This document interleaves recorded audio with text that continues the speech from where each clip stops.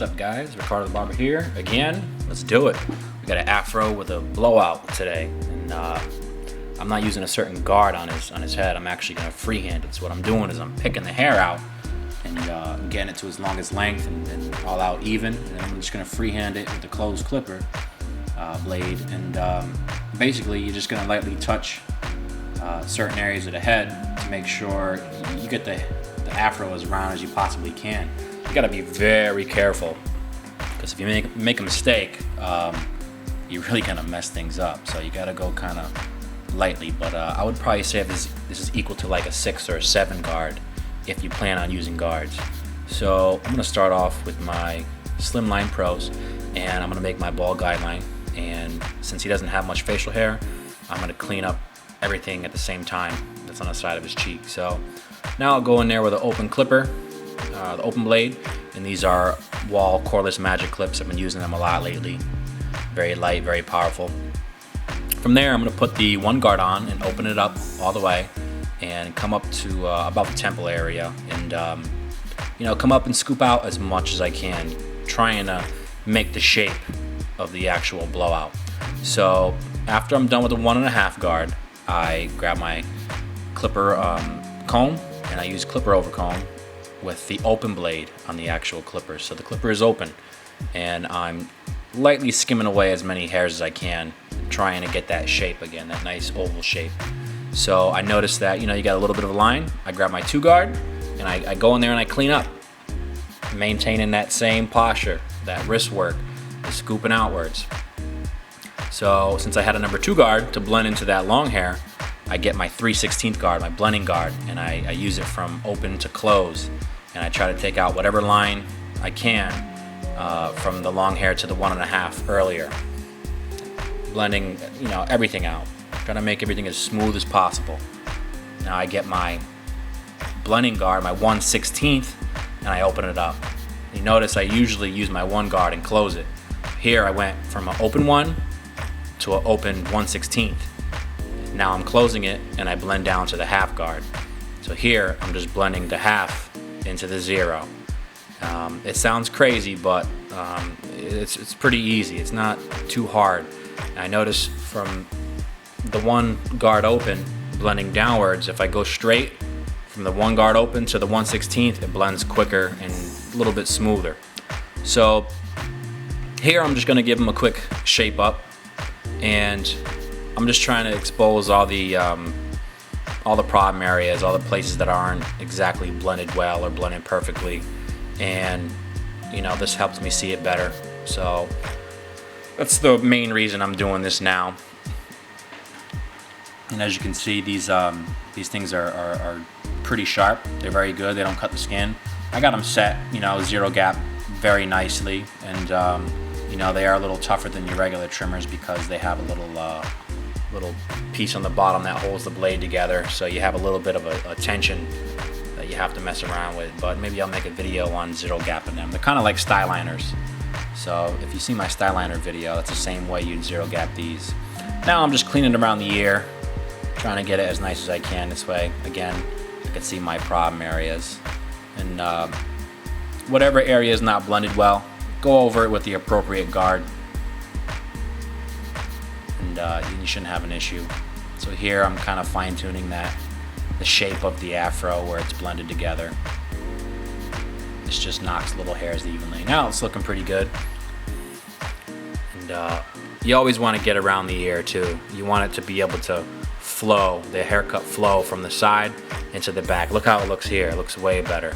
So I'm going to continue that same blend on the back, but I'm going to do it almost like a burst taper, because I want him to see his lineup as much as possible. That's the goal here. So I have it on a radius, my bald guideline here, higher in the middle, lower on the sides, and the only reason for that is so we can see the shape up better. I'm going to come up 3/4 of an inch with an open blade, set that guideline, and do the same thing with my 1 guard. 1 guard open, come up another 3/4 of an inch, half inch, and make the next guideline, and making sure I'm scooping out, because you want that scooping motion to blend into the back as well as possible without without doing too much work, and it makes it easier for you to blend later. You don't have to worry about any hard lines being created. So now we're gonna go ahead, open clipper as you see, continue the same process. We're gonna blend as much as we can without using guards into the long hair. And that makes the blending process a lot quicker. You might eliminate 3 or 4 guards by the time you're done. So I'm just holding my comb and bringing it out just a little bit. You can see I rotate it outwards. This way you don't dig into the hair at the top. You want it to blend and make that gradual increase of hair. So now I got my 3/16 guard. I'm gonna go ahead and just hit whatever little hairs, you know, will get me blended properly into the long hair. Whatever lines I see, I'm just kind of knocking out real quick. As you can see, I closed it a little bit. You don't have to be perfect the first time around. Just follow the actual steps and finish it later after you're done. This is a 1/16 open. You know, you could always do the steps. If it's not perfect, it's okay. Do the shape up. Once you're done with the shape up, go back and fix any little problem areas. It makes it go way quicker, your actual process. So now I'm using the 1/16 close. You can see everything is starting to come together pretty well. These magic clips I recommend. I use them a lot lately. I usually used to use my masters, but you know, with how light these clippers are and how fast I can cut hair with them, there's really no comparison right now. I've been using these for every haircut all day at the barber shop. Now I got my clipper and I'm closing it gradually as I'm blending downwards. And you know, for some problem areas, you could always use the edge of your clippers. You could use notching technique. Sometimes that'll help you blend a little better. It'll make it a nice blend.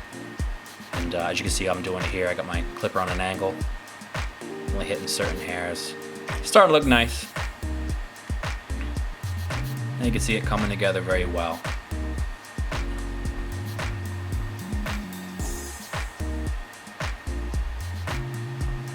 Here I'm just freehanding the shape of the afro into the blend.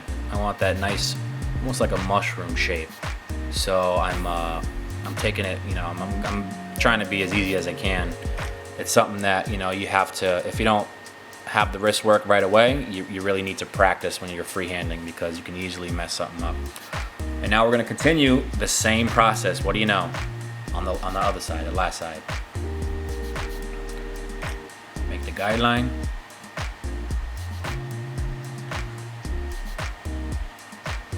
Open blade open at the longest, the actual longest setting that the clipper will do on its own. Open one. And again, all these guidelines are the same distance apart. So, you know, basically the same steps. I'm gonna get into, again, talking about the slim lines.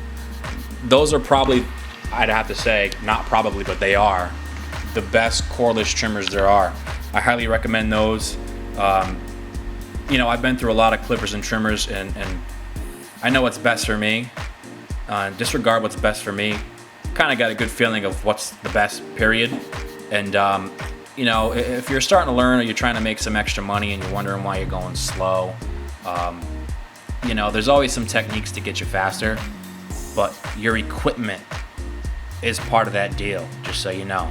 You want to get faster, and you get a cordless pair of clippers and trimmers and they're very good, you're going to be faster, period. There's no ifs, ands, or buts. You're going to get faster. Whether you save 5-10 minutes a haircut. I used to take an hour every haircut because that was me. I'm down to about 25-30 minutes now, just because I invested in some cordless clippers and trimmers. The freedom of the cord it's crazy. It's something that you should have, and now that they actually have decent cordless equipment, you know, there's no ifs, ands, or buts. That's the way to go. It's the best way to go. There's no comparison. You know, if you guys are thinking about going cordless, I definitely urge you. Especially, you know, if the power goes out and you got all corded stuff, you're not cutting hair. You're done for the day, or you're done until the power comes back on. So that's just my 2 cents real quick on these on cordless. And as you can tell, the power of both of them, I'm able to bang through this haircut. I do about 9 haircuts before I even have to plug in anything and recharge stuff. So that's not bad at all. Never mind when you plug the things in, you could actually use them. You know, disregard the slim lines, you could use the corded clippers. So now I'm just doing the shape up real fast, and again, I'm just trying to find the areas that I need to clean up a little better. And you can see the haircut's coming together perfectly. And now we'll do the shape up in the back, and we'll see. You know, that'll give me an idea what's going on. And, you know, right off the bat, it's looking pretty good. You know, there's very minor things I have to touch up back there. And you know, using this process, this could be a tougher haircut for some, especially if you're new. But using this process, it could easily make this 10 times easier for you. So, and I'm using this right now to kind of clean up freehand and make that shape real nice and connect it together properly. Now I'm just doing the same thing to the other side. Whatever you do on one side, do symmetrically to the other side. Make sure it looks nice and clean and even. Even is probably the key. Before you get good, you know, at I tell everybody, before you get good at doing crazy perfect blends, just make sure your shape up is on point. You know, if you can do an okay blend and have a perfect shape up, you're already, you know, doing pretty damn good. So just keep that in mind. If you can't get the blend perfect, make sure the shape up's symmetrical. That's probably your first thing you really want to get good at, is making sure you're not pushing people back and everything's looking right. So it's pretty much closing in toward the end here. I'm just gonna hit up the front line. I did use a razor for this haircut. I did not film it because I ran out of memory. I just tried to bang out a video out of nowhere in the middle of the day. And you know, I got a couple pictures at the end. Hopefully you guys like it.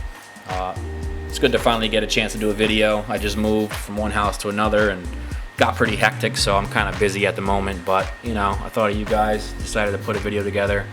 And again, if you guys aren't subscribed, subscribe, like, comment, share, do what you can, and then we'll keep this going. I got a brand new barbershop at the house that I'm putting together, and I'll have a lot more videos coming on the way. At least another 2 years of videos, guys. So we're gonna keep this thing going. Any features, you guys, if any of you guys makes videos and wants them put on his channel, ricardothebarber@gmail.com. Hit me up, let me know, because I want to feature some of you guys out there and show what you guys can do. But till then, thank you, I appreciate it.